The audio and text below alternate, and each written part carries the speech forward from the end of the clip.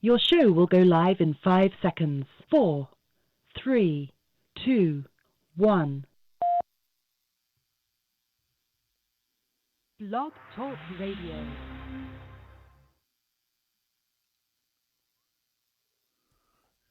Hey everybody, usually we have opening music, but today I guess we just skipped the opening music and we're going straight to the show. Welcome everybody. We're streaming here on Blog Talk Radio, on Facebook Live, and on YouTube as well. Absolutely. So we are on everywhere, and a lot to get to today. I want to talk about.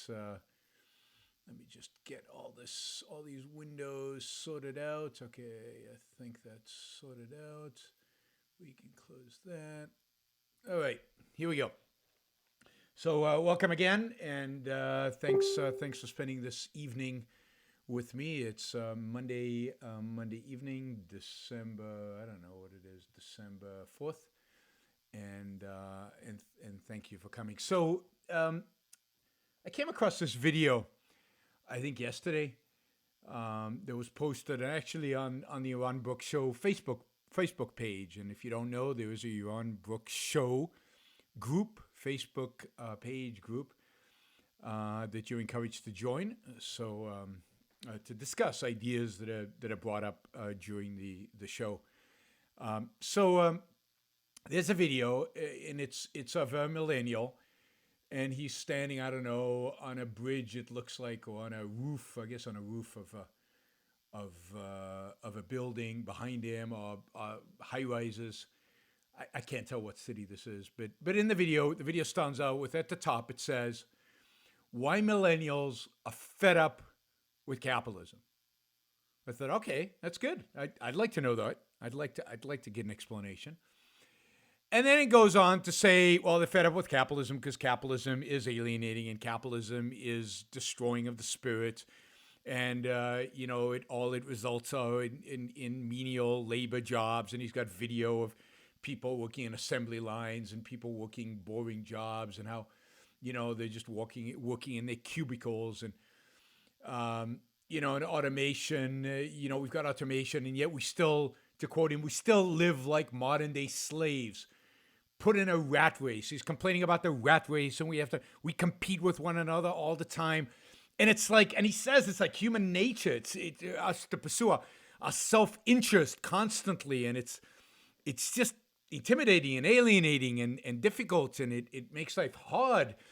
And why can't we just achieve, nirvana of, well, he doesn't want to call it socialism because, that's a tainted word. And why get hung up on isms and capitalism and socialism?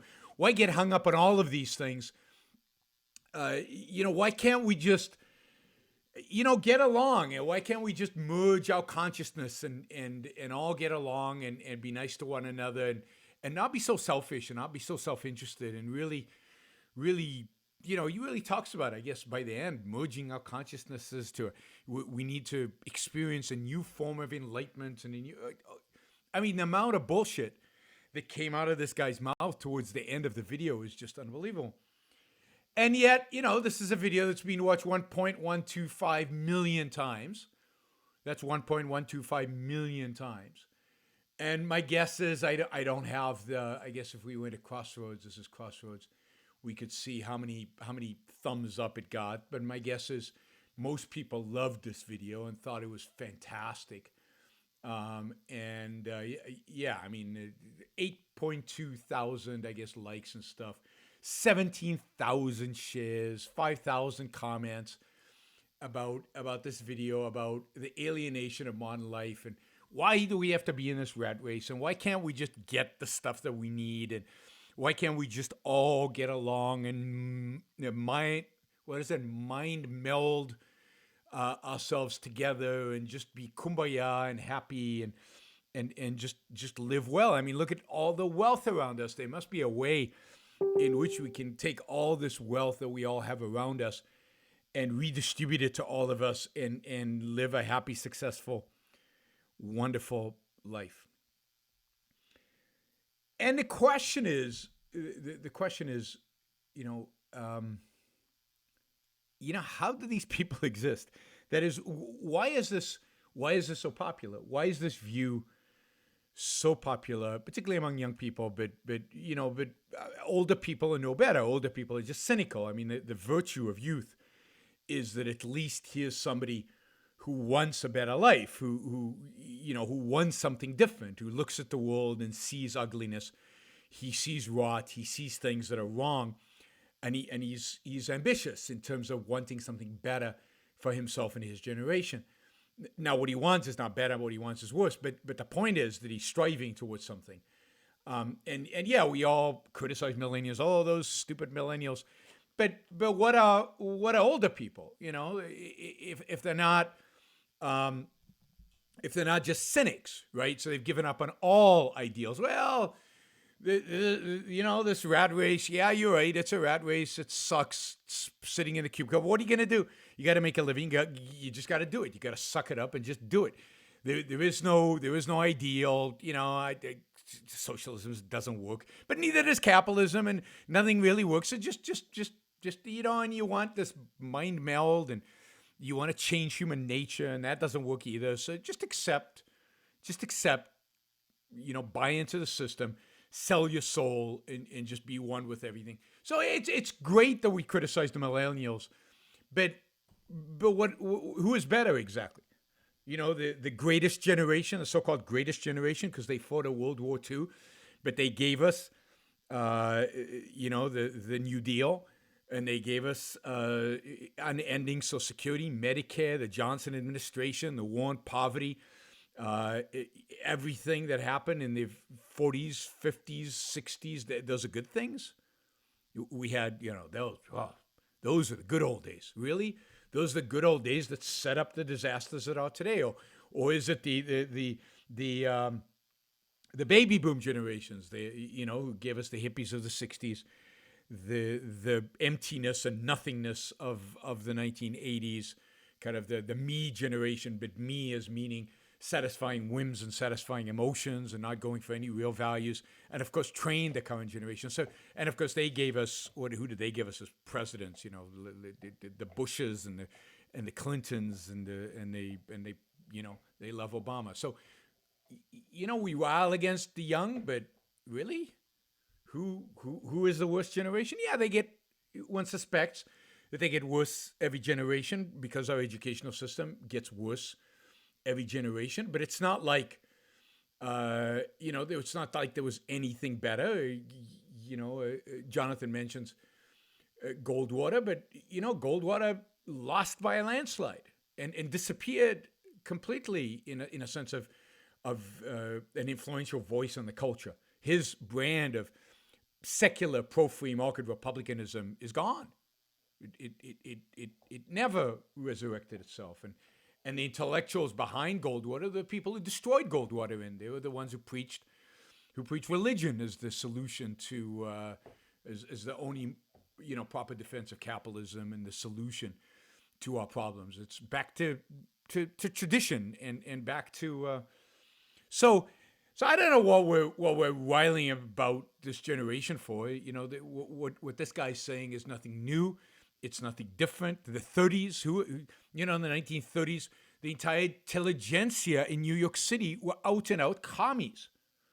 In many respects, worse than what they are today.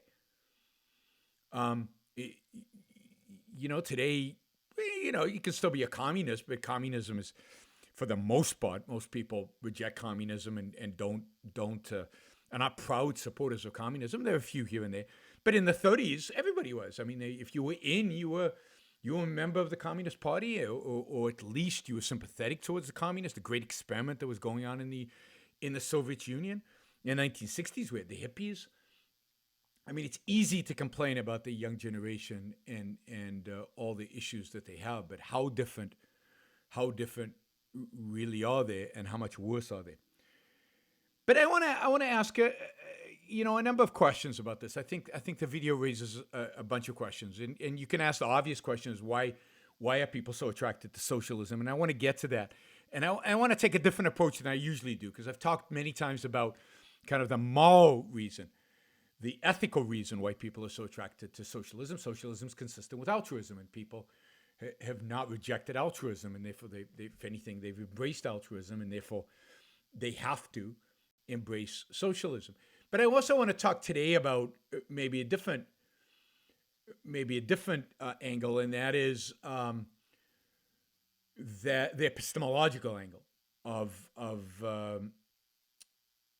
why people don't reject socialism, why people embrace socialism, why people don't learn from experience. So I want to talk a little bit about the epistemological reason for that.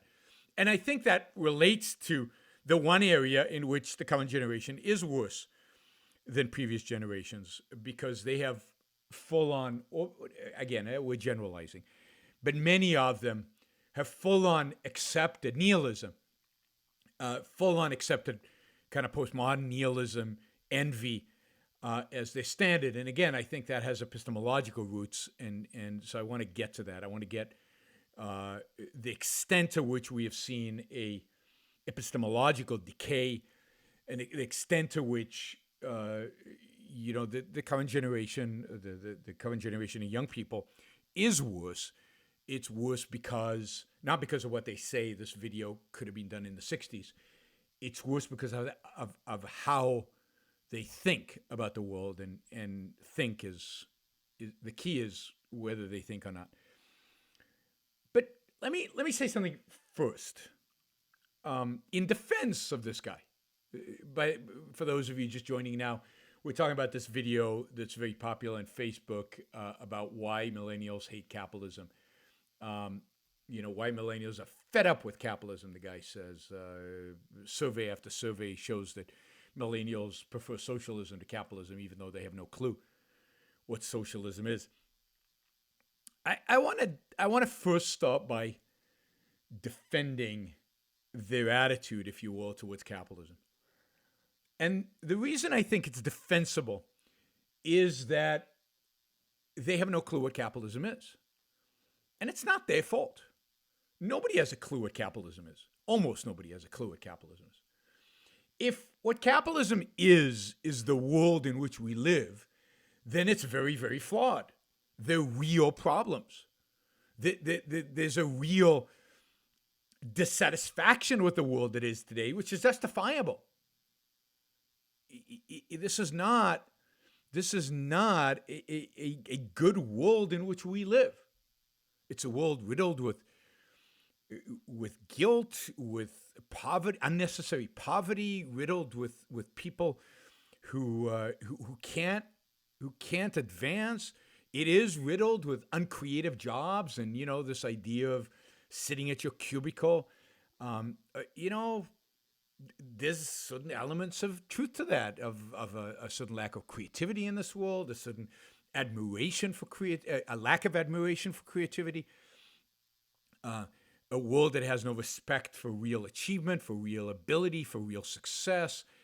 You look around the world and you see people who are materialistic, who have very few real passions, and that are not engaged in their own life, and are not pursuing their own life, and have given up on their dreams, and have given up on what they really wanted in life. You look at a world that is, in my view, poor, and really, really poor when it comes to aesthetics and kind of real spiritual values rooted in human consciousness rather than mysticism. On the other hand, you see a world where religion is still so dominant, where almost everybody is religious around you. They believe in fairy tales. They believe in God, in a Messiah who died for other people's sins, and all kinds of weird stuff. I mean, it's a strange world out there if you're young, growing up, and this is the world you encounter. And one of the beauties of kind of adolescence is, as the hormones kick in, as the frontal cortex is growing and reaching maturity, if you will, people start asking questions. Well, something's wrong here. Something's wrong. People are cynical. People are negative. People are not, they don't seem to be happy. They don't seem to be embracing life. They don't seem to be enjoying life. particularly my parents, my elders, my teachers, they seem to have given up on something really, really fundamental in the human spirit. And young people are now willing to give up. They want to believe in something. They want to be idealistic, and they are idealistic. And they're looking for answers. And, they see, I don't know, the last 10 years have been dominated. If you just look purely from an economic perspective, the last 10 years, it's been 10 years since the recession, the Great Recession started. It was in December of 2007 that the Great Recession technically started. And you look at the last 10 years and jobs have been scarce. They haven't been good jobs. Wages have not been going up anywhere near what one would expect them to go up. You can be an optimist, and I can point to all the good things that have happened, but a lot of bad stuff has been going on for the last 10 years. A lot of people have struggled, and it's all blamed on capitalism. And the defenders of capitalism can't defend capitalism. They can't tell you why the financial crisis happened, or if they do, they say, well, we needed to intervene in markets. We needed to bail out the banks in order to defend capitalism. That was George Bush's excuse and the Republican Party's excuse, who all voted for the bailout. So that sounds cynical, and that sounds unimpressive and meaningless. And, and all they're taught today is about capitalism is exploitative, is disastrous, and they don't know what it is. Nobody defines it. God forbid you should actually define something. And nobody tells them that what we live in today is not capitalism. What we live in today is the exact cynical mixed economy, mixed bag of half capitalism, half socialism, or 70% socialism, 30% capitalism, or whatever that is, and a real mixed economy with some protections and huge violations. And nobody explains that. Nobody says it. So you're growing up, and at best, you're confused. You look at the world, it doesn't seem like a very happy, successful place. It doesn't seem like a very good place. And you're looking for some idealism. And the right is not a place to get idealistic. The right is basically saying, yeah, it's pure materialism for the most part. It's pure economics. Yeah, this works, markets works. Just believe in markets, have faith in markets. We can explain it, but markets are not inspiring. Nobody's inspired, or very few people are inspired by markets. So, I don't resent people for searching and for actually embracing the only set of ideas that seems to be consistent with the Mall theory that they grew up on, with the Mall theory of altruism, which nobody in their life has challenged. And there's one political theory that seems consistent with it, and it's some form of collectivism. And yeah, they don't want to be socialist because they understand the failures of socialism, but they don't want to be capitalist because what is it? And it seems cynical and bad and evil and controlling, and cronyism is associated with capitalism, and all the bad things are associated with today with capitalism. And they've been taught that imperialism is capitalism, and colonialism is capitalism, and all these things are bad things. And therefore, what have you got left? What have you got left? And what's left is nothing. Unless they are really curious, unless they're really willing to exert effort, unless they are part of that, I don't know, less than 1% who are really willing to engage their minds and think critically and go and investigate and go and research and challenge all their professors and challenge their parents and challenge their teachers and challenge the people in CNN and the people at Fox News and the people in the government and the people everywhere that really, really willing to challenge, but not just challenge it emotionally, but challenge intellectually and go and research and learn and study and discover new things,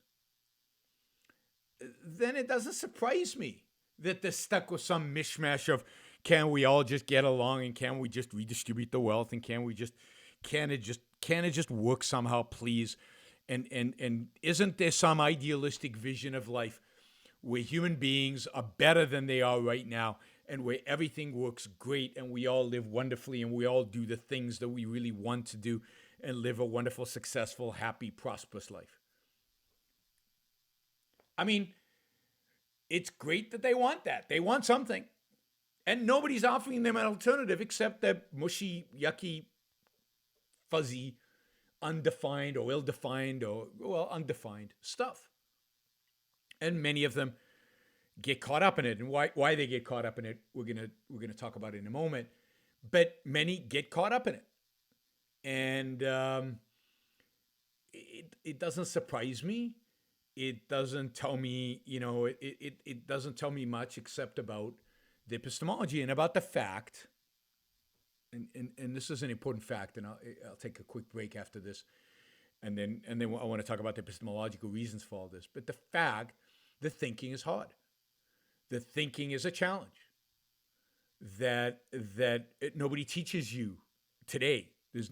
We're not engaged in teaching critical thinking. We're not engaged in teaching people the importance of thinking, or how to think, or when to think, or how to engage in problem solving, how to engage in research, how to engage in discovering truth. That's not conventional. So everybody's conventional. What's conventional? It's whatever you hear from all these sources that you hear about, and it's easy to be cynical about those and go to some, Hegelian, Marxist, utopian idealist and say, okay, at least they're presenting me with some kind of vision of something better. And unless people learn how to think, that's always going to captivate them. That's always going to stimulate them. That's always going to be excited. And so I don't start off with the assumption that everybody who's a socialist is a bad person. Everybody young who's a leftist has no clue and will never be taught. I mean, what else is there for them? Now, maybe it's because I was a socialist before I was 16, before I read Atlas Shrugged, and probably would have stayed a socialist if I hadn't read Atlas Shrugged. Because socialism is idealism, and the right almost uniformly is unintellectual, doesn't present anything more than a materialistic economic argument for what it advocates for. And it's hard to be convinced by any of that. Now, I know many of you were convinced from day one somehow but I think it's because you were born in America, and that was the tradition. And in a sense, it was the way to be conventional was to adopt capitalism or to adopt elements of capitalism or to adopt some level of freedom. But that's gone because there is no tradition of freedom anymore. So today, if you're conventional, you adopt the mishmash, incoherent mishmash that is kind of the left today. But that doesn't mean they can't be saved. That doesn't mean they can't think if they're challenged to think, if they're expected to think, if the demand is there to think, and if they learn facts. One of the problems today is how ignorant people are. All right, we're going to take a quick break. After that, we're going to take a call, I guess, and then we're going to get back to this issue. And I want to get to the epistemological roots of all this. All right, we'll be right back. Looking for inspiration? Follow us on Instagram at Ayn Rand org and get your daily dose of inspiring quotes, stories on how Ayn Rand fans connect in remote places, as well as updates on our popular student programs and upcoming events. You'll also see which celebrities are reading Rand and posting about it. Follow us today at Ayn Rand org, AYNRAND.org, the official Instagram feed of the Ayn Rand Institute. See you there. Yeah, definitely go follow the Ayn Rand Institute Instagram feed. I mean, that's pretty cool. Before I take this call, just to remind you that I am taking calls 347-324-3075, 347-324-3075. Let me encourage you to call in until the top of the hour to call in on this topic. And I hope that the caller who's called in is on this topic. And after that, I'll take calls on anything. I know a lot of you asking about cyber currencies and about all this other stuff. So you can call in about those other topics after the top of the hour. But let's at least not get me too distracted away from the discussion we're having until then. All right. Hi, you're on the Yaron Brook Show. Who's this? Hi, Yaron. This is Atin from Washington State. Atin, how are you? How are you doing? I'm good. How about you? I'm doing well. I'm glad to see that you're doing well out there. Yeah, I'm surviving. So, yeah. So my comment is actually on this issue. Yep. I work in this field of technical evangelism. So I'm out there trying to convince a lot of young professionals to use certain technologies. And the thing I've noticed is that the dissatisfaction that was expressed in that video, it's not just from people who aren't succeeding in life. No, I don't. A lot of the programmers and engineers and creative people that I talk to have very similar sentiment. Yep. And I think one of the things that's at play is that the work that's being done nowadays is much more abstract than the work that was even being done 10 or 15 or 20 years ago for a much larger portion of the population. And they don't have the philosophy. It hasn't kept up.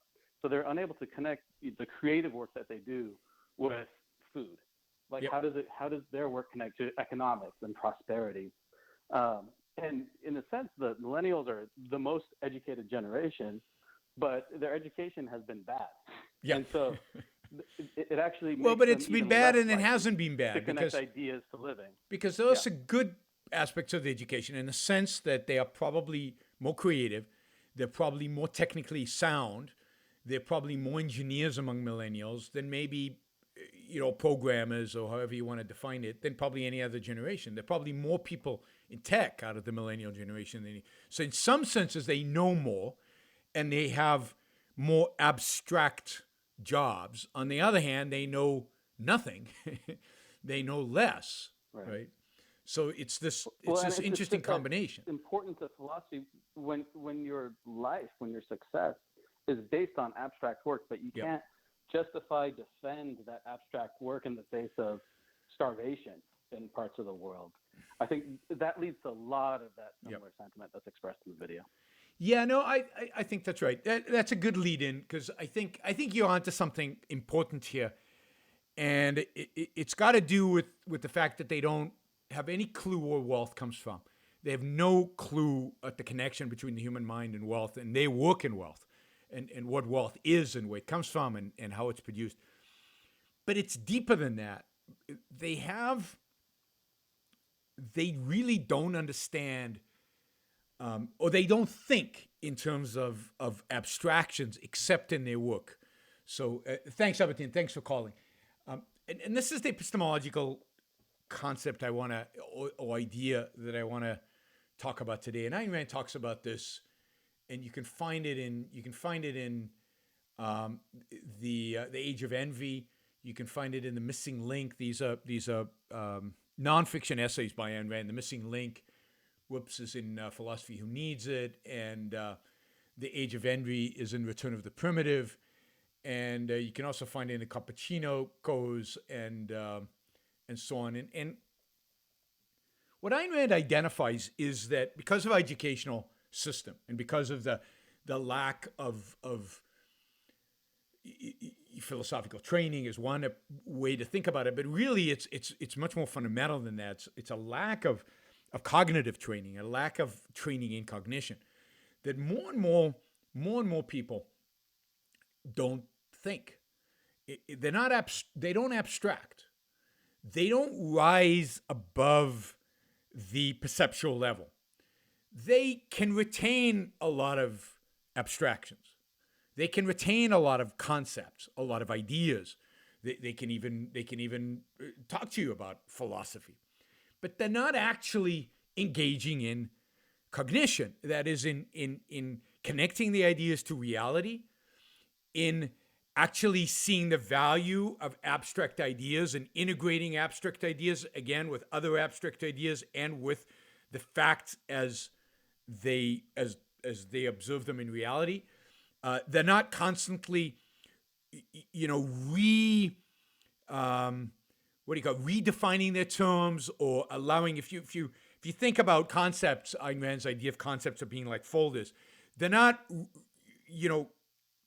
putting new stuff into the folders and throwing out irrelevant stuff and constantly working to improve their cognitive ability. They've never learned how to do that. Our schooling system, has never taught critical thinking and how to manage, in a sense, your psychoepistemology, your ability to think conceptually across fields. If anything, we've taught them to specialize. So they know their engineering. They can code. Hey, coding is fun. I can code, and it's hard. And really, really good coders have to be unbelievably smart. It's not easy to be a really, really good coder. Wow. I mean, they can see things, they can abstract, they can connect. But nobody's taught them that what they're doing when they're coding is what they should be doing when they analyze politics, and what they should be doing when they think about history, and what they should be doing when they discuss economics, and what they should be doing when they discuss any of these other topics. Indeed, nobody's taught them that. I don't know how long it takes to learn coding today. There are these coding academies where you can go and you can intensely study coding for 6 months, and you can become a decent coder in 6 months. But to become a really good coder, you have to do a lot more than 6 months. Nobody's told them that to have any basic, simple understanding of economics, you need to do the same thing in economics. And you do the same thing in history, and you have to do the same thing in every field. That knowledge is hard. Not just in coding, not just in the field that they are specialists in, not in creating apps for the iPhone, but all knowledge is hard. And what you find everybody doing, and by the way, objectivists are as guilty of this as I think as many other people, is that what you find people is doing is they specialize and they become really good thinkers about the one thing that they're really good at. And then they dabble in everything else. And what dabbling means is they're not real thinkers in anything else.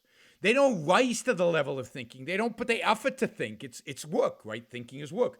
I associate thinking with coding, and that's hard work. I need a rest now.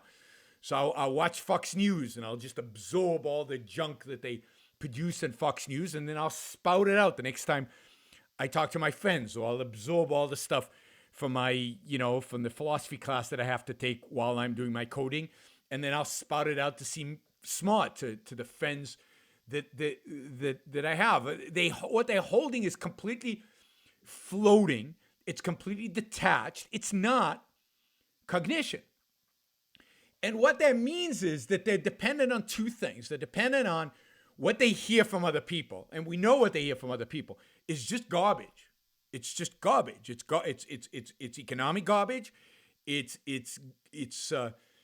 uninformed garbage. It's philosophical garbage. It's historical garbage. They just absorb everything, and they have no way to filter it because they're not taking it seriously. They're not studying it. They have no way to know, and they're not using the same kind of cognition on these kind of issues as they do in their job, in the thing that they really are focused on and really do. And what that leaves them with is both to be complete second-handers and parrots and just sieves of information that is not integrated and is not conceptual and is not really understood by them. But it also leads them to look at the world not as thinkers, but as perceptual beings, in a sense, as animals, as non-humans. And if you look at the world at the perceptual level, all these errors that people make, you call them errors in economics or in politics, or start making sense if you think about just looking perceptually at things. So I'll give you a simple example. I use the example of trade a lot in my talks, right? The win-win. The iPhone is worth more to me than the $300 that I gave, and I'm better off, and Apple's better off, and so on. But if you're purely at the materialistic level, right, then when I get an iPhone, when I buy an iPhone, I'm poorer by $300. And yeah, I have this iPhone, but I can't conceptualize the value of an iPhone. I mean, there've always been iPhones here. The idea of what an iPhone is actually worth to my life. I mean, think about the context you have to create in order to really fully understand the value of what an iPhone represents for you. I lived in a pre-iPhone era, so I understand what it's like not to have a supercomputer in my pocket. But I also understand the work, the effort, the energy, the knowledge, the supply chain, the resources that went into creating this iPhone. And I understand what the knowledge that I can access through this iPhone, the time saving, and all this represents for me. So that's all conceptual knowledge. But if all you see is the perception of, I gave up $300, I got an iPhone, it looks zero sum. It looks like nobody benefited. Maybe Apple benefited because money is the only way we can measure benefit in our culture. It's the only way economists supposedly measure benefits, the only way we're taught to measure benefits. Apple's bank account, they have billions and billions of dollars in their bank account, and our bank accounts got smaller. And how can that be right? I mean, why can't Apple sell the iPhone for less money so that I get poorer less? Or why can't Apple pay its employees in China more money so that they don't have to live on whatever they live on? Because, yeah, it's absurd how little they live on. And at the perceptual level, if you don't want to think another step, if you can't abstract to the next level of thinking what would happen if they unilaterally raised wages in China, what would happen to competition, what would happen to Apple's market share, what would happen to you as a consumer when the iPhone price went up, what would happen if Apple didn't have all those billions of dollars to reinvest, what would happen to the cost of capital if shareholders didn't have that profit? Oh, yeah, I mean, a million things that I can think of as an economist that are the consequence of any little change that you might happen. But for that, you need to think. And you need to abstract away from the simple fact that this iPhone cost me $1,000. Why should it cost $1,000? It only cost Apple to produce 500. And they're sitting on tens of billions of dollars. And wait a minute, that's not fair. That's not right. So if you can't think, or if you're not trained to think outside of your little narrow profession, then the world looks like a zero-sum game. It looks like, I got this iPhone, but these poor people in China who actually assembled the iPhone made very little money and living really, really much worse than I am. And yet they made this thing that I am benefiting from. None of it seems fair. All of it seems confusing. All of it is a complete cognitive mishmash. It doesn't connect. You can't even ask the right questions because, again, you haven't been trained in asking questions. All you have is ideas that are kind of held in your mind as floating abstractions. Most of them bad, most of them random, most of them you've picked up from your parents, from your culture, from your teachers, from friends, from people just talking, from television. They're not integrated. They don't all sit together. And add the altruism, which tells you, we should all care about one another. And what you get is people liking socialism when they say, yeah, but look at all the socialist countries. And they say, well, let's drop the isms. What I really mean is a place where we take all this wealth that is being created and we divide it up more equally. And what are they dropping? What's the context they're dropping there? Well, how does this wealth get created? Who creates it? What incentivizes people to create it? Right? So in the video, the guy rails against self-interest. Well, but if you take away self-interest, would people create the things that they create? Does the human animal really work that way? Should they create all the things if it's not in their self-interest? Why? Why should they create it if it's not in their self-interest? And it's not about intelligence. I mean, a lot of these people, as Abtin, I think, would testify, a lot of these people who he works with, who do very abstract work, are really, really, really smart people. It's not about the machinery. It's not about their capability. It's about using it. It's about wanting to use it, and it's about knowing how to use it. It's about anybody teaching them that they should use it or encouraging them to use it. None of that exists. None of that is there. All you have is, again, ideas in the mind. And everything else is passive. Everything else is perceptual. Everything else is you're just looking. And that's where envy comes in. I mean, Ayn Rand talks about the age of envy, and that's where envy comes in. I mean, it's like, wait a minute, why is that guy getting more than I am? I mean, what's Zuckerberg? He's just this kid. Yeah, he was smart, but he's not that smart, right? How much smarter is he than me or you or any one of these abstract books? He's not that much smarter. And why is he like a gazillionaire and I'm doing okay, but why is he a gazillionaire? And then why are people in China really, really poor? And why am I just middle class? And how's any of that fair? How any of that fair? And to understand, to combat the idea that Obama raises, you didn't build that. The egalitarians raise that you're just a product of your genes and you're just a product of your environment. And of course, there are many people out there claim to be supporters of objectivism, love Ayn Rand, and who say there's no free will. Well, if there's no free will, then you certainly didn't build that. Then what gives you moral claim about anything that happens out there? So you have to have philosophy. You have to have, it's not so much that you even have to have a philosophical framework.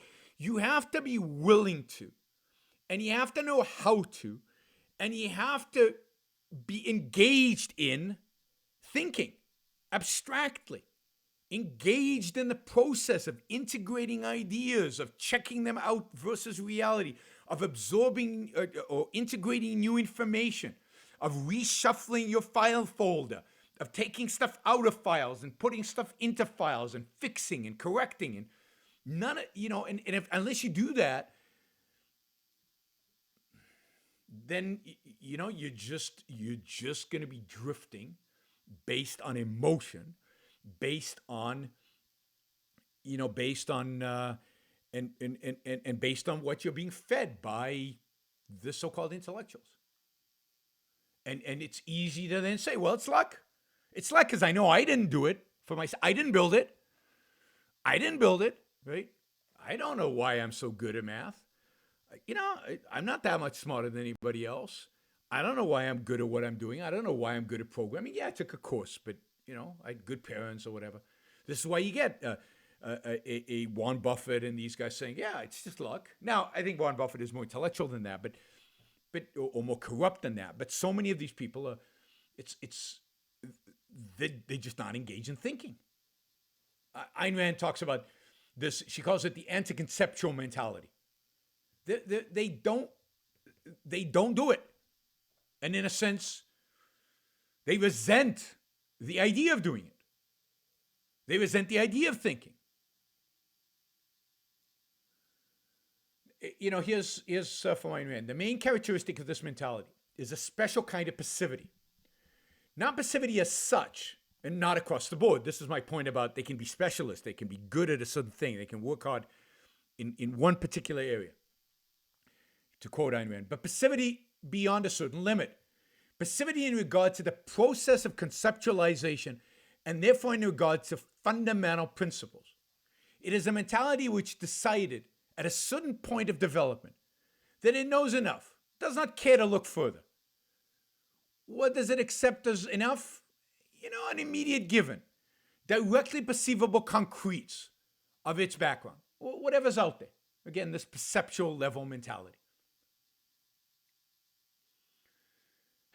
So if you think about a world filled with people like that, then you get how you could elect Donald Trump, a non-thinker, right? An anti-conceptual mentality, if ever there was one, right? And a spouter of the arbitrary.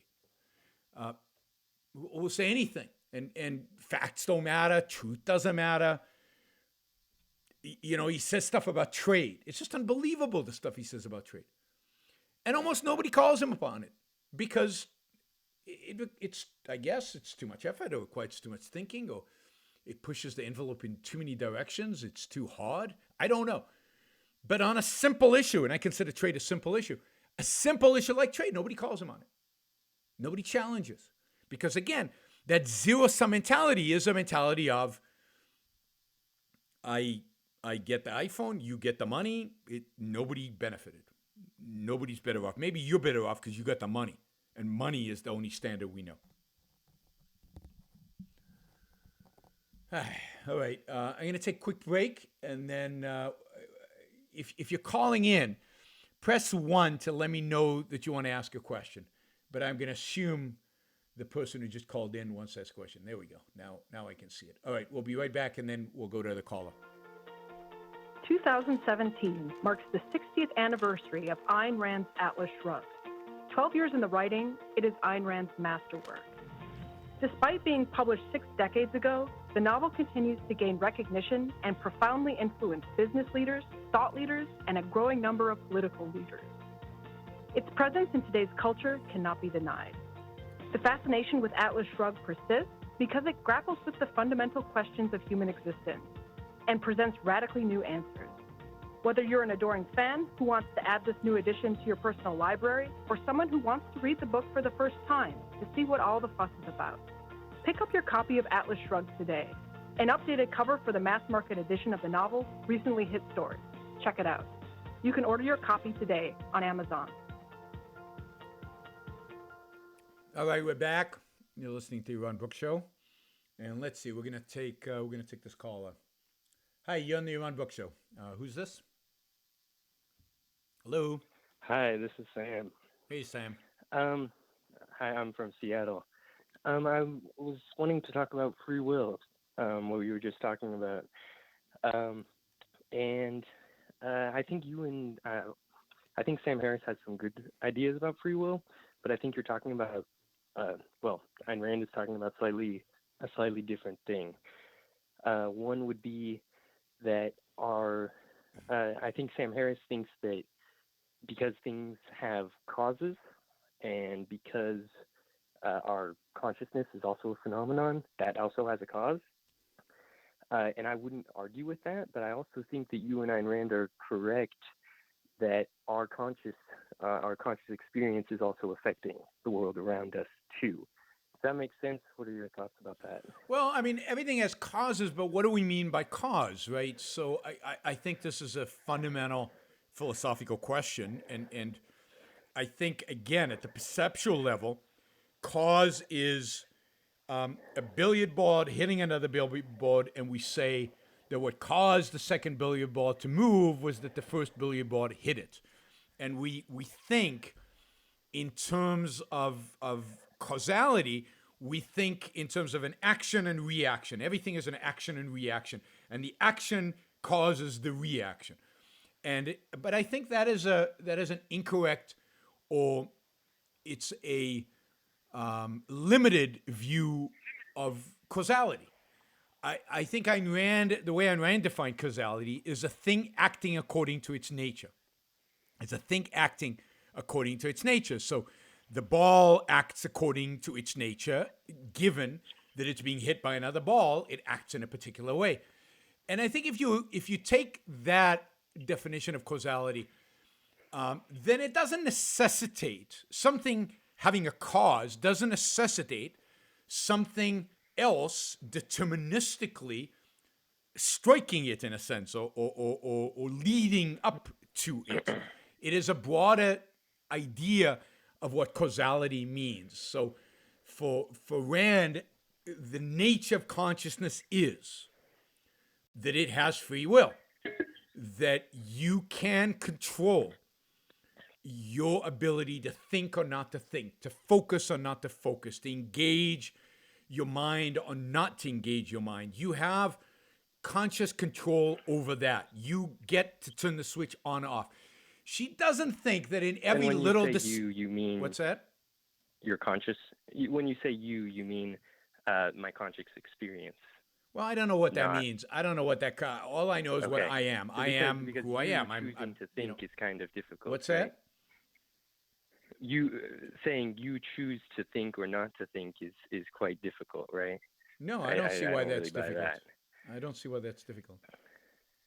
I wake up in the morning, I wake up in the morning, and I decide to focus my mind. And some mornings I decide, I'm just going to not focus my mind. Sure. I'm just in this drifting state and not do it. I decide that. Me. It's not some subjective experience. It's me. And I agree with that, of course. How do you what do you think about it's a very difficult question for me, but what do you think about the idea that consciousness causes your actions, where Sam Harris would say you're simply an observer, and this conscious experience you're the last to know, whereas I think he's wrong. In what I think you think as well is I think he's wrong. Your consciousness actually does affect Absolutely. the world around you, and it isn't just a effect.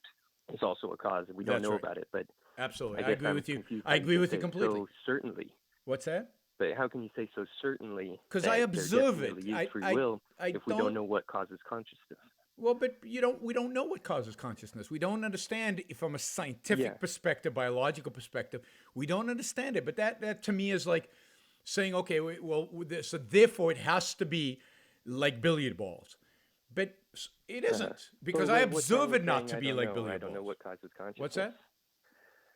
What's wrong with saying I don't know what causes consciousness? Nothing. I say that all the time. And I don't know if it causes my actions, or it could be an effect. No, because I know it's not an effect, because I observe it to be not an effect. So I take my observations as primary. So if somebody comes to me and says, and that couldn't be an illusion? You don't think? No, any more than somebody. Is it possible that that's the case? No, any more than somebody coming to say to you, you're not having this conversation right now with Yaron. You're actually in a dream, or you're in another state, or there's another universe.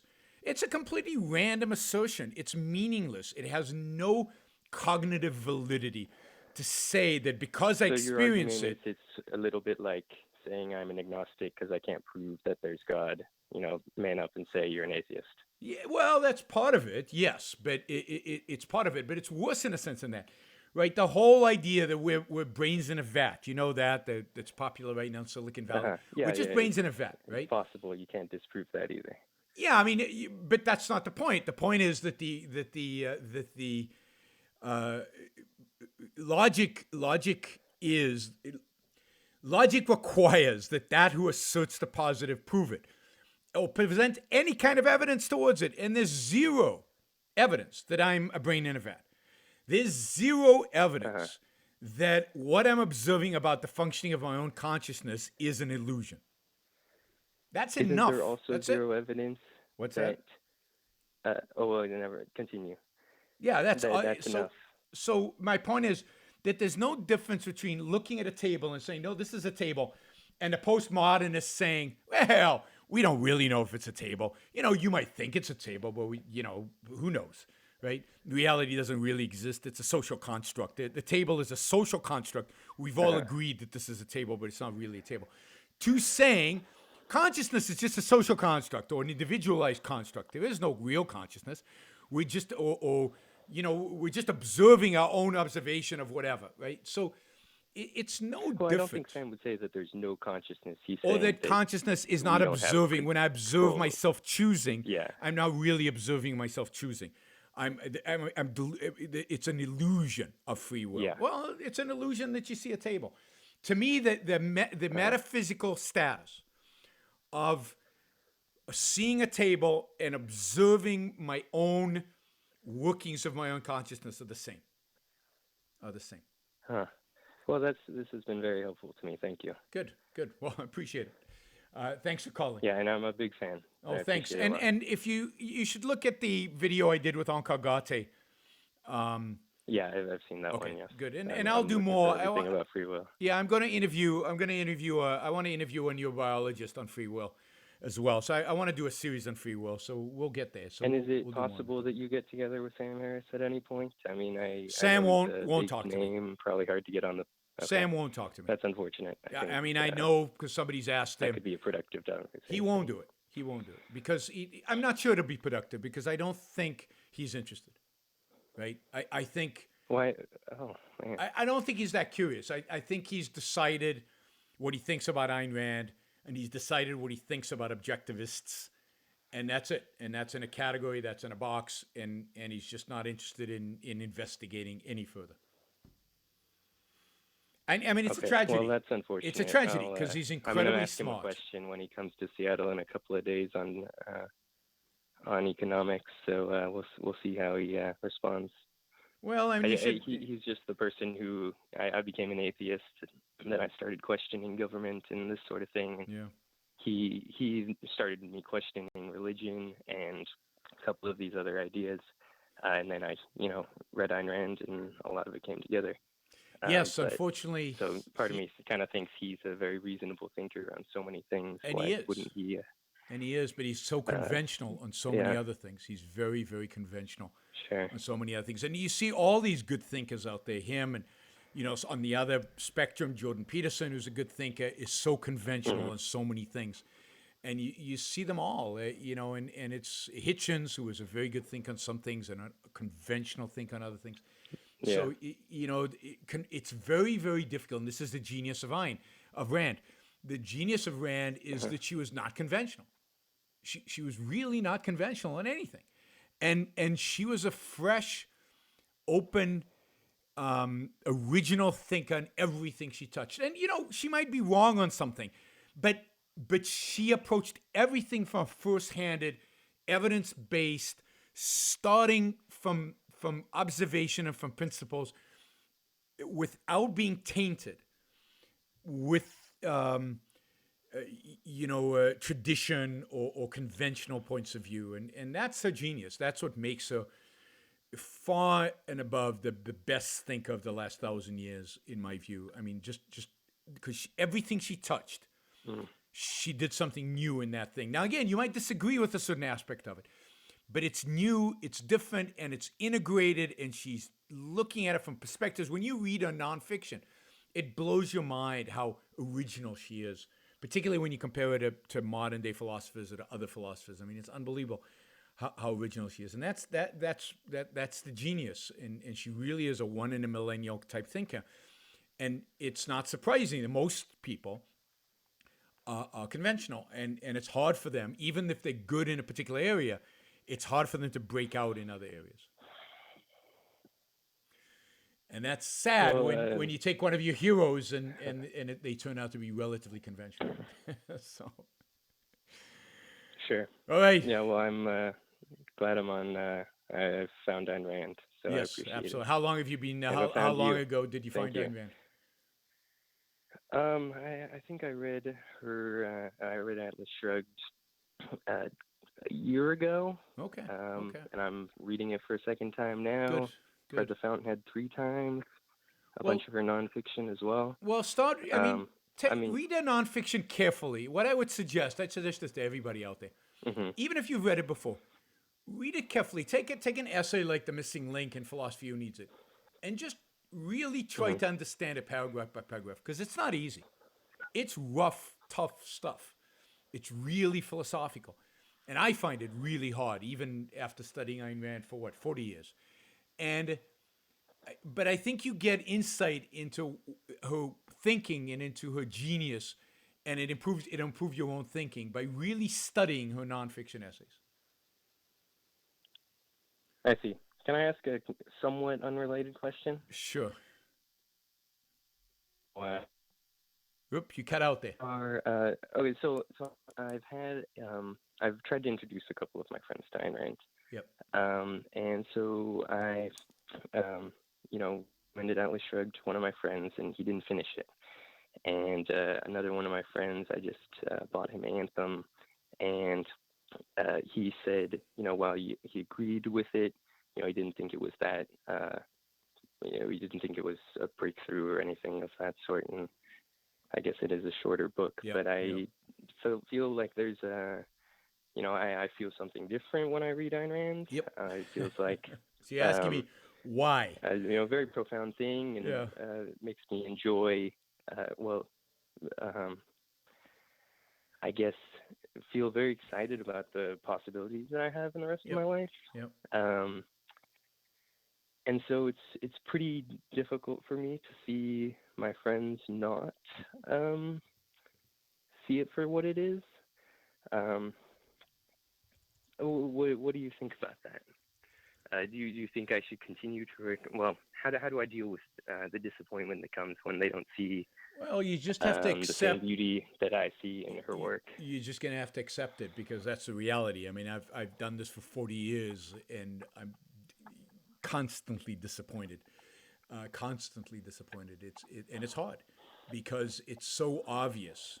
I mean, to me, it's so obvious, and it was so obvious the first time I read it. And it's obvious every time I reread it, and every time I dig deeper, and every time I look at the world, and every time I integrate further. It's obvious. I mean, the challenge is, I mean, you've been doing this, so you have to accept the fact that most people are going to read Ayn Rand, and nothing will happen to them. It won't affect them one way or the other. They won't finish it, or they'll just yawn, and they'll say even, "I love it," but it'll mean nothing to them, not in the deep sense that it's meant to you, in the deep sense that it's meant to me. They'll just go on with their lives as if nothing has happened. And you're just going to have to accept that because it is. And you know, I remember when I was probably your age, I would fight it. I would argue with them. I would yell at them. But you can't. It doesn't matter, right? They're either going to get it. Now, libertarians. it is. Right? What's that? They're not. Well, they're not crazy. But libertarians are not. Well, Libertarians are kind of close. So. Yeah, but libertarians in some ways are just as helpful. distant. Libertarians in some way are just as distant from Ayn Rand as Sam Harris enthusiasts. You know, they've taken one little aspect, economics or political freedom, and even they're not consistently, because many of them are anarchists and they don't really understand political freedom. And they all enthused about that, but it dropped everything else, just like the Sam Harris enthusiasts love the atheism and drop everything else. So you can't think of Ayn Rand as she's for free markets, therefore everybody who's similar, who likes free markets is similar to Ayn Rand. That turns out to be even a bigger disappointment when you start doing that because you discover how philosophically distant all these people are. But I would say, so I want to say two things. One is you're going to have to accept the fact that you're going to be disappointed in people, and you're going to have a lot of disappointments in people, and people more than that. My experience is I know people who get excited about reading the books, and I think they've gotten the same thing I have gotten out of the book, and then 5 years later, or 3 years later, or 10 years later, they become religious nuts, or they become complete subjectivists, or they go completely off kilter in some other way. And that's even more crushing because here you thought you'd found your soulmate and they've gone and they're complete nuts, and you realize they obviously never understood it, or they never really integrated it, or didn't mean to them what it means to you, because you could never imagine yourself doing that.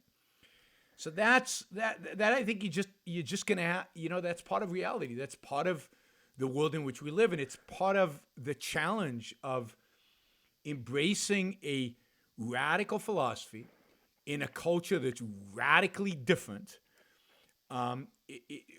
Different is a nice way of saying it. Radically hostile to this philosophy, where your friends are going to be hostile to it, your family is going to be hostile to it, and it's going to be lonely, and it's going to be hard, and it's difficult, and where people will betray you, and people will just not get it. And I would encourage you to go to OCON, to Objectivist conferences. I'd encourage you to find people who share your values, find new friends. I mean, most of my friends are new friends. Most of my friends after Objectivism are not the same friends I had before Objectivism, because my universe had shifted, and with it, my friendships shifted.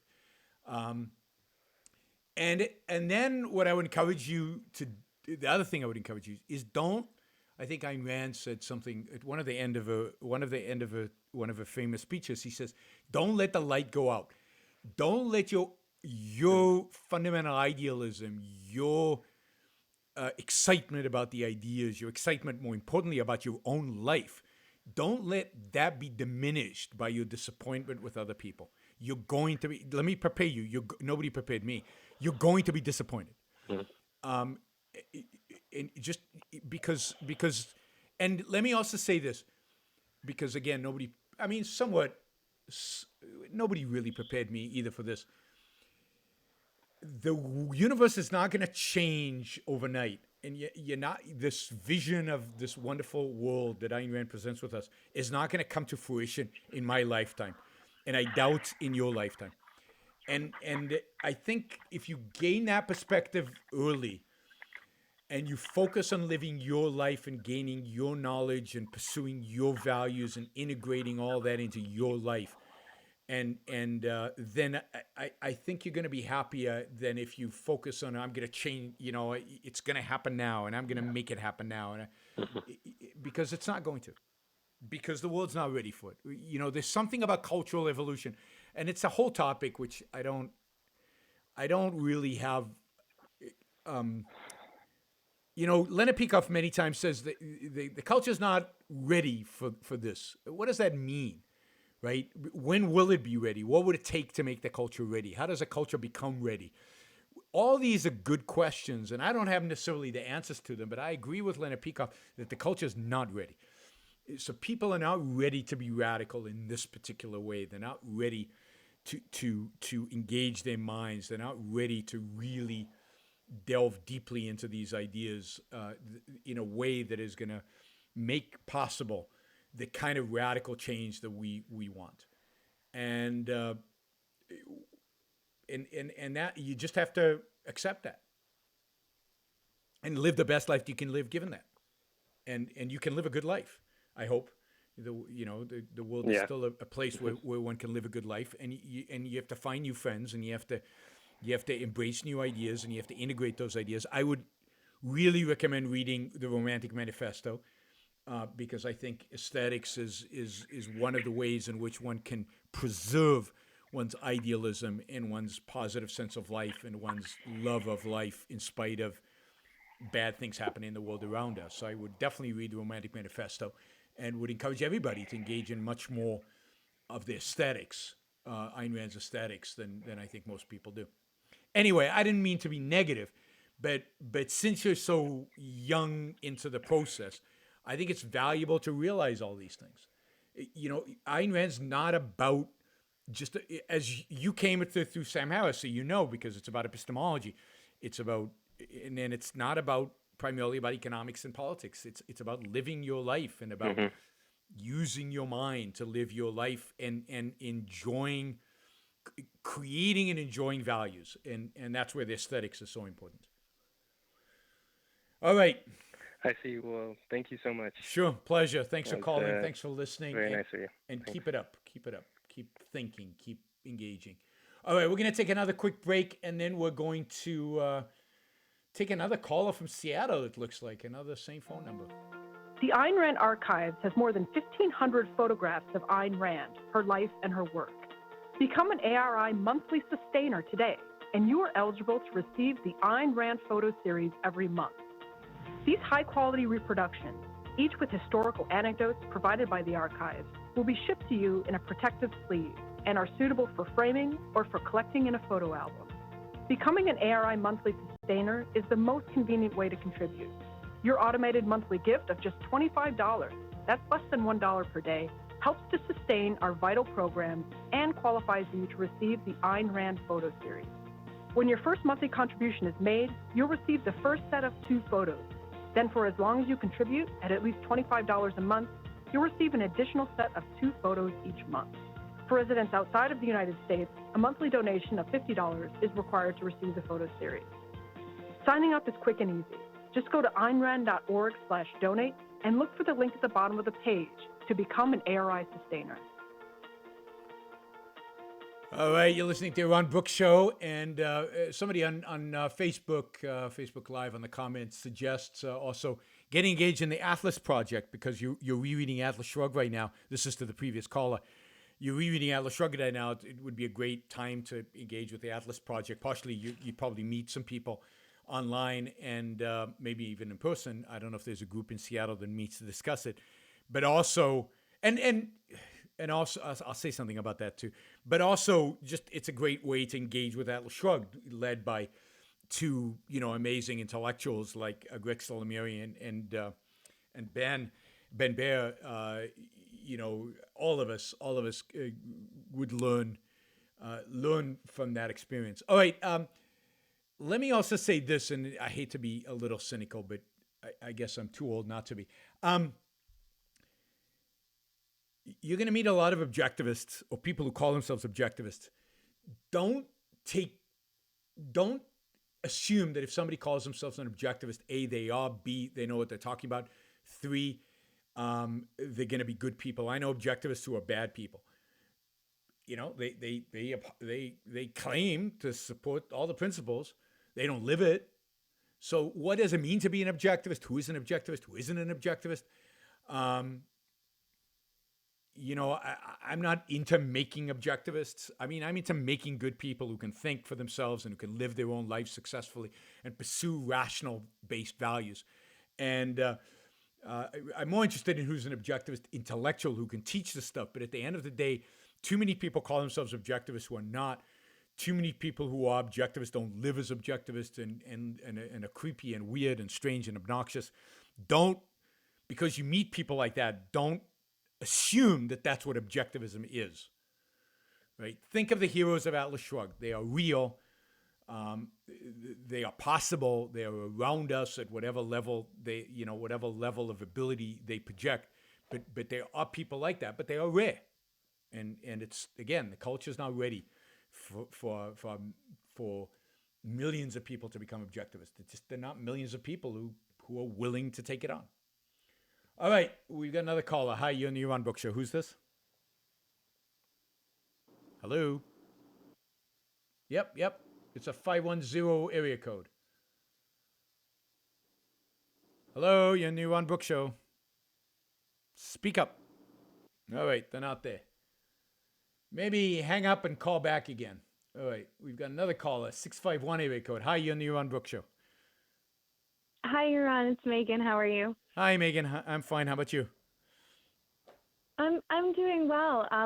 Apropos to our discussion of education, I have an extraordinary toddler, and I know you're a parent, and I was wondering if you had any advice for parents of very young children to help them flourish. Wow.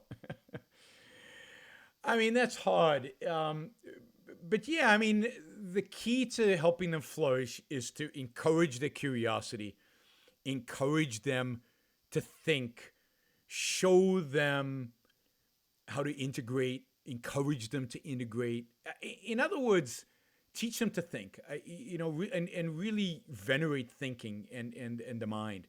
And I think it's not hard to do. It's sometimes difficult to do because kids can be difficult. But I think that's the main thing. I think the other thing I would say is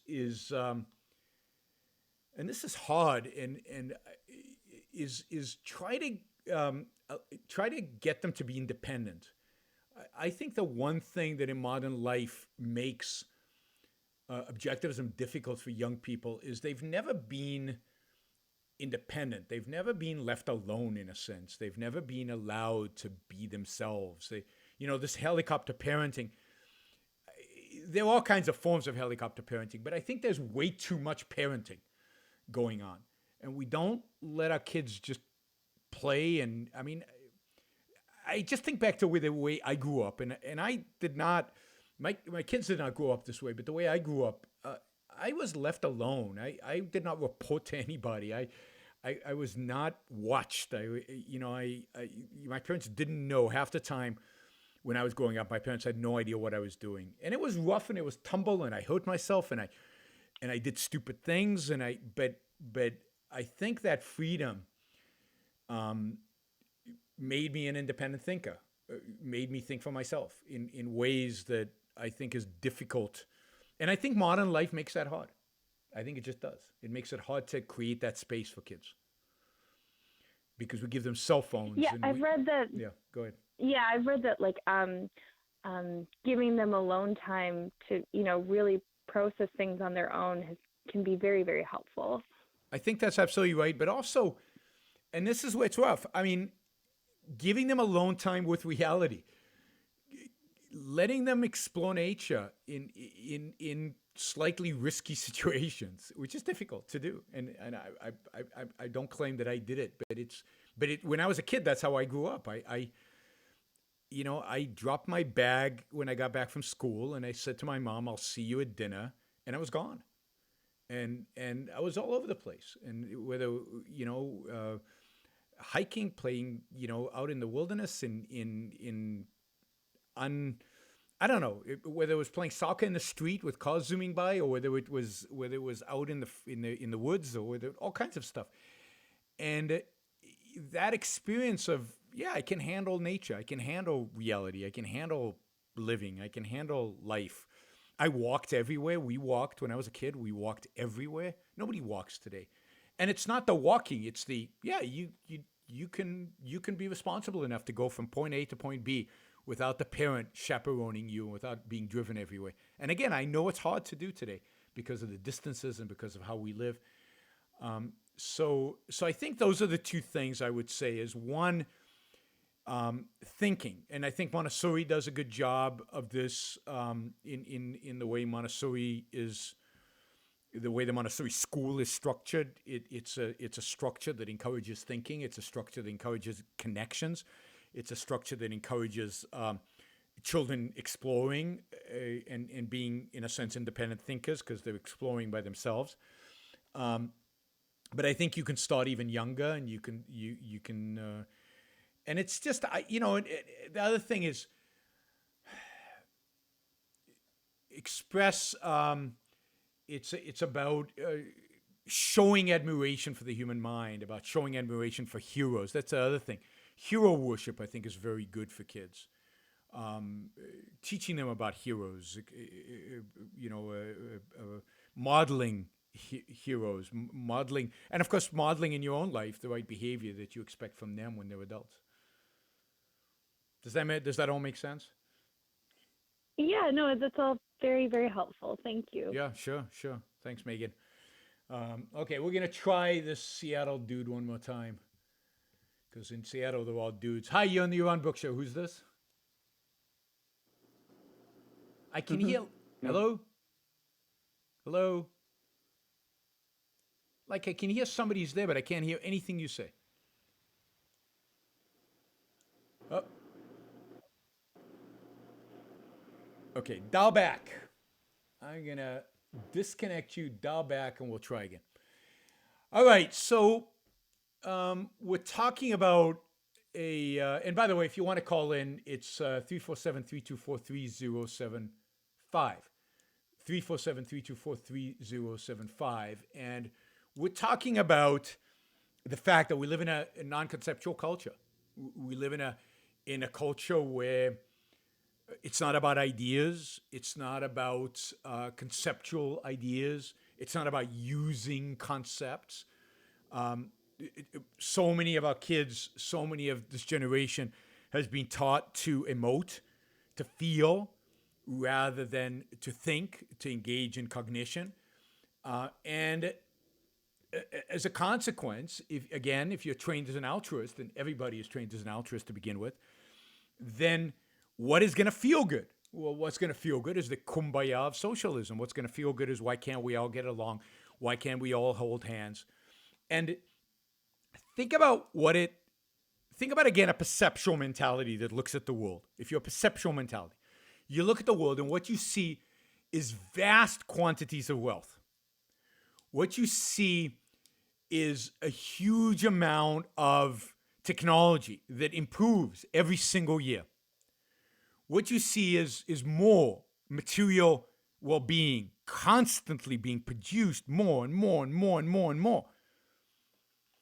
And your conclusion is, again, if you're not a thinker, if you don't know history, if you've not studied, if you've not really thought it through, if you don't ask the question, where did all these goodies come from? Your conclusion is, it's just here. All this wealth is just produced. We're just the way it is. People just produce it. It doesn't require anything specific. Again, you didn't build that. It's just we're conditioned to produce, and we produce, and we create, and wealth is created. And wealth has always been created, and this is what happens. So if that's true, then why do some people have more and some people have less? Why can't we redistribute more? What's the big deal? at the perceptual level, so an objectivist would say, well, the big deal is the mind stops functioning when force is used against it. Redistribution is force. The more redistribution, the more force, the less reason, the less production, the less wealth creation you're going to get. The human mind only functions to create wealth, to produce, to build, to make, to innovate, to create the new technologies in a state of freedom, or at least relative freedom. The less freedom you have, the less of that you'll get. So if you continuously use force against the mind, what you will get is a shrinkage of that so-called pie, a shrinkage of wealth. You'll get a collapse. You'll get destruction. You'll get poverty. And poverty is not the poverty of students today who might not have any money in the bank, who might have a negative net worth, a massive negative net worth, because they've got student loans. But at the same time, they've got an iPhone in their pocket. They live in air-conditioned dormitories or apartments. They probably got a car that their parents have bought them. And they've got all kinds of other goodies that just exist. They just have them. No, poverty means none of that exists. All of that had to be produced. All of that had to be created by a mind. And all of that couldn't have been created if you create the kind of world that you envision, and indeed isn't created whenever that kind of world is put into reality, i.e. socialism. All of that collapses. All of that disappears. All of that creativity, all of that production, all of that stuff goes away. Look at Venezuela. It's just such a striking example. But you have to ask questions. You have to be willing to think conceptually. You have to know a little bit of history. You have to figure out, okay, where does wealth come from? You have to know the role of the mind in production. Not just in doing a job, which is they get. You need to think in order to do my job. But you need to think in creative, very abstract ways in order to not just do your job, but to really create wealth. To really create Facebook and project Facebook and have a vision for Facebook and imagine what Facebook could look like and work towards that goal. That is a massive conceptual achievement that, is deserving of billions of dollars given the fact that achievement has been successful because we're all using Facebook, including right now to watch this show. Whoops. So, again, you need a conceptual orientation. You need a thinking orientation. You need to be a thinker and an abstract thinker to get any of that. Otherwise, hey, wait a minute. It's just here. All this wealth is just here. And this is, by the way, free market economists don't challenge that. So, the whole idea that economics is a study of scarcity. There's stuff we want, and it's scarce. Like, I want a Maserati, and there are not a lot of Maseratis. So we need to figure out how to best structure society so that my wants are fulfilled for the most part. Well, we can't get everything we want. That's a weird way of thinking about economics, but that's how most people think about economics, including free market people. Food is scarce. So let's figure out a structure for society on how to maximize the quantity of food as if food just springs out of, no. Or you just create the right, no, instead of the Ayn Rand approach, which is food has to be produced. What does production require? Production requires a mind. Well, what does a mind require to produce? Oh, freedom. Okay, so we want freedom because we need food. And to get food, we need to produce it. And that production requires an individual human mind to actually engage in it. So you start with production. Economics should all start with production, the study of economics. How do we produce? What is required to produce? How does production happen? That's what's interesting. That's what's important. That's starting with the human mind, not with some, oh, there's stuff out there in reality and I can't have it all. That's scarcity. Well, no. The question is, how did stuff get out there in reality? How did we get stuff? But you see, that's a amazing abstract thinking that, most people don't want to engage in. And the fact is that we've created more and more and more people that don't conceptualize, they don't create and monitor and regulate and control their concepts. Their thinking tools, the words, the concepts, the ideas that they use when they think abstractly. All right, we're going to take another quick break, and then we're going to try again to reach Seattle. 2017 marks the 60th anniversary of Ayn Rand's Atlas Shrugged. 12 years in the writing, it is Ayn Rand's masterwork. Despite being published 6 decades ago, the novel continues to gain recognition and profoundly influence business leaders, thought leaders, and a growing number of political leaders. Its presence in today's culture cannot be denied. The fascination with Atlas Shrugged persists because it grapples with the fundamental questions of human existence and presents radically new answers.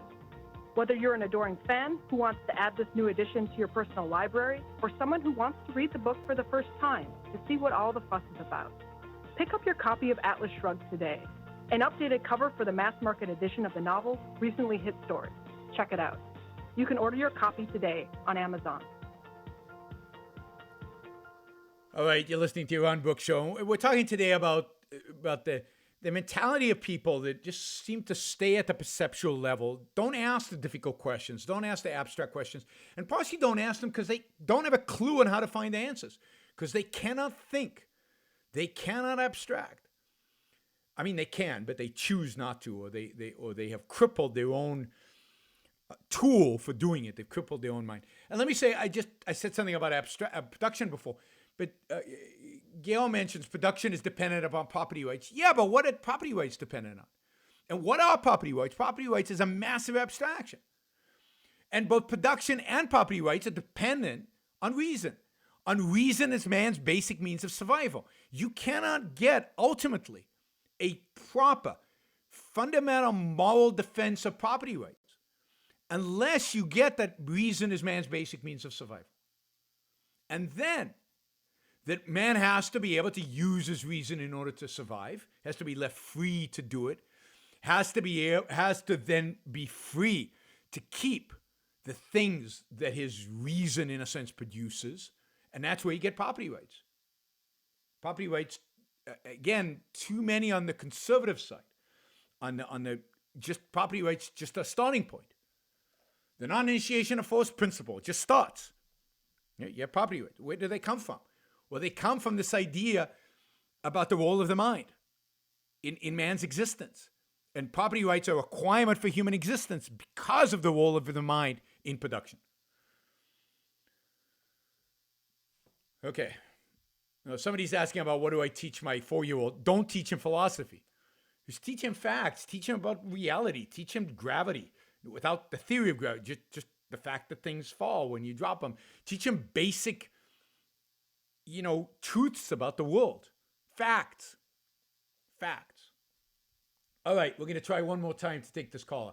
Hi, you're on the Yaron Brook Show. Who's this? This is Enric. Enric, finally. All right.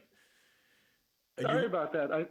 I thought you said you were talking something in Seattle, so I just didn't say anything. I thought it was in the San Francisco sorry. Bay Area. Where are you? You're in the Bay Area, 510. I don't know why I thought that was Seattle, because the previous caller was 510 and said he was from the Bay Area, so I got all confused. It's actually in the East Bay around Oakland. That's right. Now that you say Berkeley, it, I remember.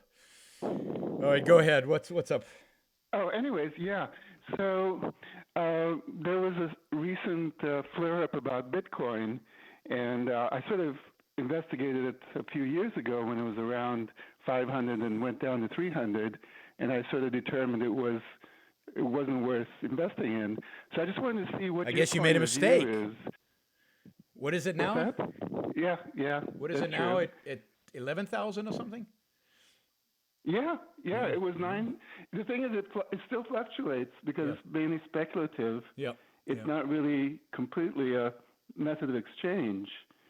So no, it's not a sell and medium of people exchange. invest Almost no exchange happens in Bitcoin. Very, very little exchange actually happens in Bitcoin. And it's not a store of value because it fluctuates so much. What is its value? Nobody knows, and nobody can actually say what its value is. So it's not money in that sense because it's not acting as money, at least not yet. So the idea is, yes, that's right. The idea is it's a commodity that maybe one day, once it reaches some kind of stability in terms of its value, will be used as money because it'll have a stable value. And then you're an economist, right? What's that? You're an economist. I'm kind of an economist. Right? I'm a finance guy, yes. Oh, okay.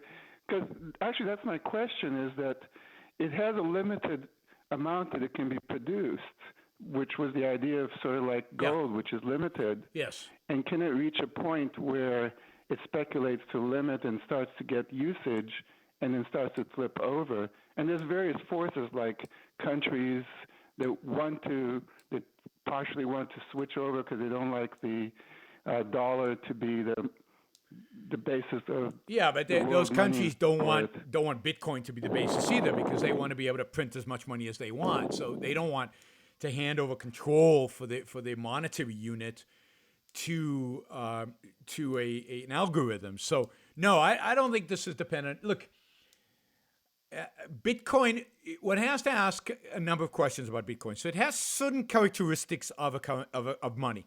It's limited in supply. It's portable. It's easy to transfer from one place to another. But on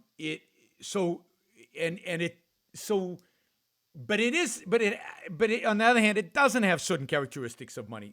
It has no value beyond people's perception of it, or the value it has. This is interesting because I think this is the interesting point about Bitcoin.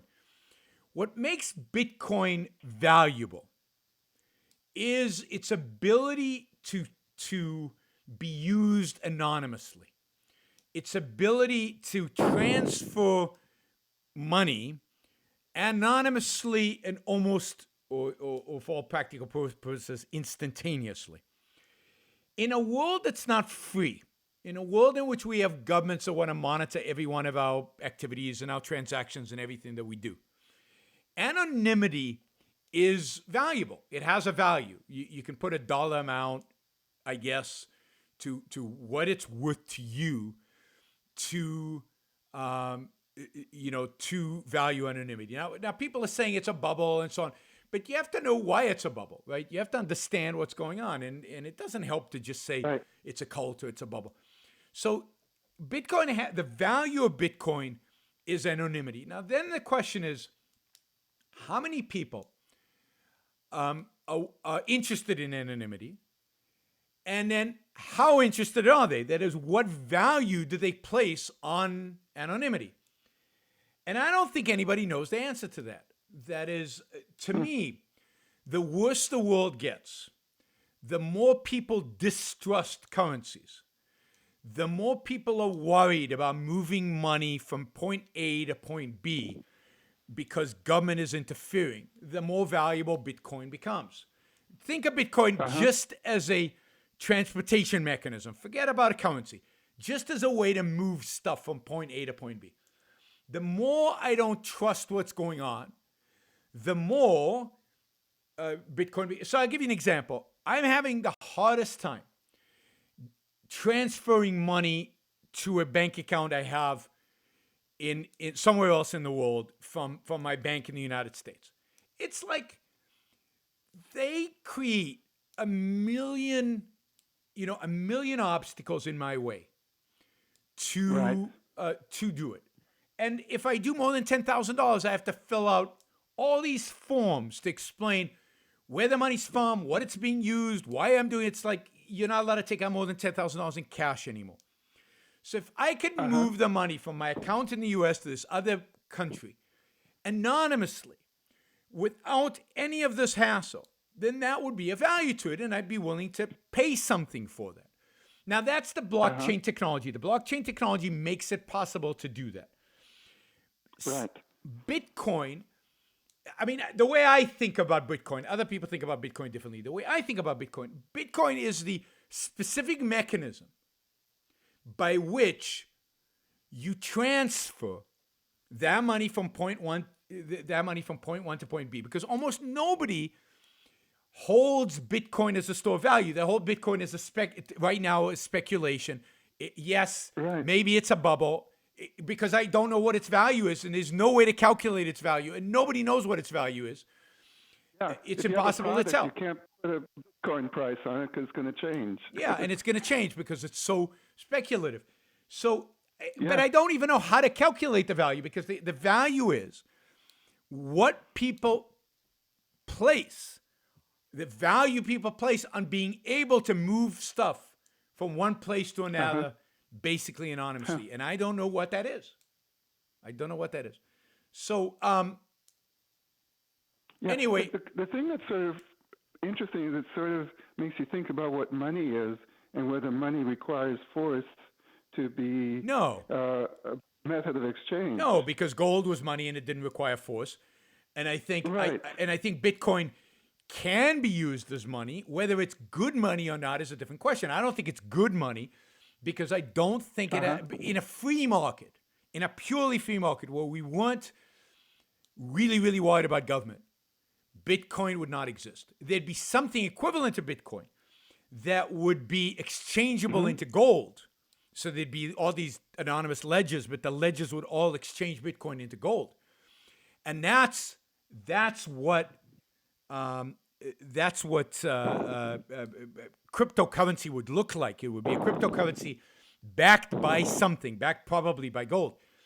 But in the world in which we live in today, there is a value to this thing that makes it possible for me to transfer money across countries anonymously and freely. Now, what the value is, I don't know. That's why I stay out of it. I'm not a speculator. I don't go into things I don't understand. I don't go into things that I can't model, and I can't figure out what the real value is. Somebody tells me it's worth 10,000, and I ask them, why is it worth 10,000?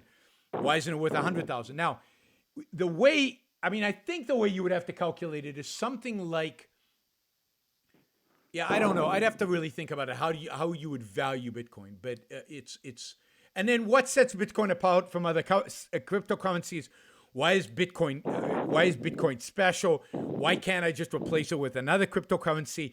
Why isn't there right now massive inflation in cryptocurrencies? Because lots of people are creating them. Isn't it just like sand as money? I think there are massive problems here, massive problems with the whole idea of cryptocurrencies. The blockchain, I think, is incredibly valuable. Bitcoin in itself, I don't know what its value is, and it could be very, very low. All right. Thanks for calling. I appreciate it. We're going to take one other caller. Hi, you're on the Yaron Brook Show. Who's this? This is Jennifer. Hey, Jennifer. How's it going? Oh, my gosh. I'm so excited to talk to you. Okay. What's up? So I have a question along the same lines that the previous caller had a question. Don't you think that blockchain, cryptocurrency, and AI is going to make it possible for us to get around the government and all its rules and regulations? No, I don't, because at the end of the day, we don't live in a virtual reality. We live in a physical world. And in the physical world, the government can come into my life and shut me down and take my stuff and put me in jail. And I don't see how you can get around that. I heard an argument. Yeah. I heard an argument that said that, and I can't remember who said this, but it was something along the lines. So you have cryptocurrency on blockchain. So you buy something from someone, you have an AI car, you put that in the AI car, it's delivered to you. It's totally out of the loop, the regular loop. Yeah, so the government says, in order to own an AI car, we have to have a chip on the car that monitors everything you do in this car. And then everything that's delivered in the car has to abide by these qualifications. I don't know what they would be. And if they don't, then the car shuts down automatically. I mean, there's so many, I mean, it's a lack of imagination to think that the people who have power over our lives are not going to use their imagination and not going to use the technology in order to fight back. They're going to. One day I believe that we will all have chips in our brains and the way we will integrate technology completely into our biology. But that also will leave it open to and AI will complement our thinking ability. But that also leaves it open to the government hacking in there and taking over that chip. And that would be scary. And also, I wanted to say, you had an interview with Onkar Gat. Is that his name? Yeah, Gate. About religion, and that was an amazing conversation. The audio I did not like at all, but the conversation was amazing. And I've been listening to him lately, and he has got so much to say, and I understand so much. He's amazing. I mean, I encourage all of you to go on YouTube and look up any talk that Onkar's given. Anything he does is excellent, just excellent, and intellectually challenging, and it pushes the envelope, and it's fresh, and it's a different perspective. He's got a first-handed understanding of objectivism, and it really is good stuff. But I just want to say, I think you're amazing. I listen to you every day, and keep it up, and stay positive. You are awesome. Thanks, Jennifer. Well, we're getting there. We're changing the world a little bit at a time. Okay. One mind at a time. Thanks a lot. Thanks, Jennifer. Yeah, bye-bye. All right, I just want to say, Ryan is asking on Facebook, isn't it true that the greenback also only has as much value as people give it? No, the greenback gains its value because it's the only currency, in a sense, we can use. If you go into a store and the storekeeper says, I don't take dollars. I don't believe they're worth anything. I only take gold. That's illegal. It's illegal for them to do that. It's called legal tender laws. Legal tender laws basically make it so that a bank has to accept your dollars in exchange for debt. The government accepts your dollars for taxes. A store has to accept the dollars, and that's what gives it value. It's the fact that we have to use it. Now, its value is going to change based on how many dollars are circulating versus how many goods they are to buy with those dollars. And the fact is that the value of the dollar has declined dramatically over the last 100 years by well over 90%. All right, we're gonna wrap up here. Let me just remind everybody that these shows are funded by your support through Patreon, and I can't do these shows and we can't expand these shows, and we can't grow these shows, and we can't get to new minds unless you provide support for the shows on Patreon. So I encourage you to do that. I'm also thinking of new products and new things that we can do in order to expand the Yaron Brook Show and expand the universe of what we're doing on the Yaron Brook Show. But for that, again, I need your financial support. So please, I encourage you to go to patreon.com. And even $2 a month, it helps a lot. And knowing it, not only is it the money, $24 a year, I mean, helps. It doesn't help that much, but it helps. But it's the fact that you guys care, and it's the fact that you guys are willing to put the money in, suggests to me that there's somebody to talk to. To support ARI, which of course you should continue to do, don't replace ARI with me. Add another few dollars in your contributions and support what I'm doing. You can support ARI by going on Amazon and doing smile.amazon.com. Smile.amazon.com, and then you can assign a certain percentage of every purchase you make goes to the Ayn Rand Institute. It's a great way without it costing you a dime. It costs Amazon something. It doesn't cost you anything to support the Ayn Rand Institute. All right? Great. All right, everybody. Thanks for watching. Thanks for listening. And I will be back with the Blaze on Saturday, every Saturday at 12 p.m. Saturday, Eastern Time. I'll be back with the Living Objectivism podcast. I'll try to give you as much notice as I can. And if we launch any new products in the next few weeks, days, I will be sure to let you know. Follow me on Facebook, like me on Twitter, or the other way around. I can't remember. And everything else. See you all soon and have a fantastic week. Thank you for using